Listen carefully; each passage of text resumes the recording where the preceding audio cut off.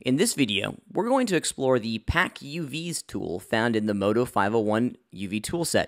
I just finished unwrapping and creating UV islands for a number of detail pieces that are going to go on the back of a really cool 1942 World War Army Jeep or World War II Army Jeep. Okay, if I select all the UV islands like so, you can see. Oops, let me jump over into polygonal mode. Do the exact same thing. There it is. As you can see, I didn't unwrap everything yet.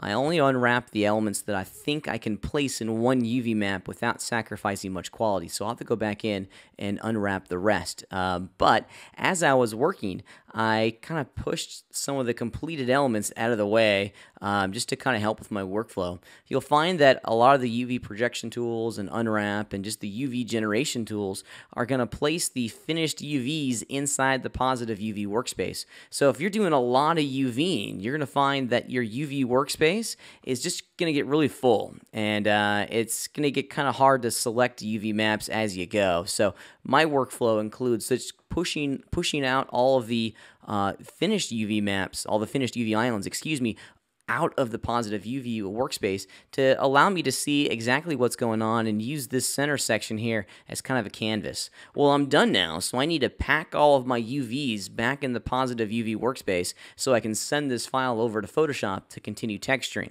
Now, there's nothing that says I can't go up here, select each one of the UV maps individually, and move and rotate them and scale them so they all kind of fit within that UV workspace. You know, I could do that, definitely. But as you can see, I have a bunch of them. I have a lot of them that I need to do. So I have to be careful, and I definitely don't want to spend the time doing a repetitive task, especially when I have a wonderful thinking machine, a computer sitting in front of me that's going to do it for me. So I'm going to let the computer do its job using the Pack UVs tool.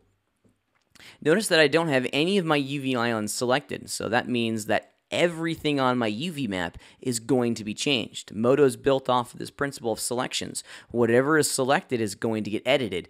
I don't have anything selected, so everything is going to get changed and edited. So hitting the Pack UV tools, it's found right here. If I select that tool, I'm going to get this little popover.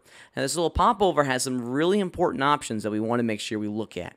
First and foremost, pack. Yes, we want to make sure that we physically move and rotate all of these UV islands so that they fit within the UV space, okay? Now, stretch. If this is turned on, the computer could distort and deform and scale some of your UV islands to force everything into your map. So I normally have that turned off. In Orient, what this is going to do is that this is going to allow the computer to rotate your UV islands to ensure that it can fit everything inside that UV workspace. The direction is set to auto, which is fine, but you can definitely go in and set this to either horizontal or vertical. And then we can determine how large of a gap is produced between the UV islands when we hit OK. I'm going to hit cancel just for 2 seconds because I want to show you the importance of this lock stacked.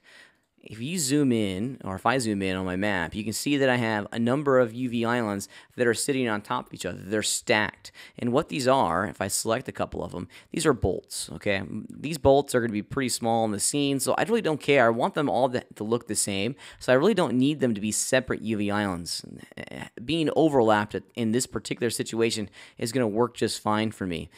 Same with these guys. These are some bolts on some brackets. So I'm really happy with them having the exact same texture information, so I want to make sure that they're stacked after I do the pack operation. So let's hit Pack UVs and check it out. Lock stacked. If that's turned on, any sort of UV island that's sitting right on top of each other will get moved together, which is kind of cool.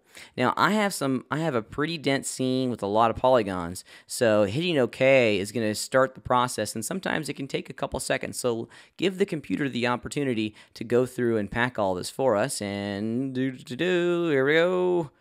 Yeah, there it is. So check it out. It automatically went through and moved and rotated and got all of my UV islands so that they're sitting correctly inside the UV space.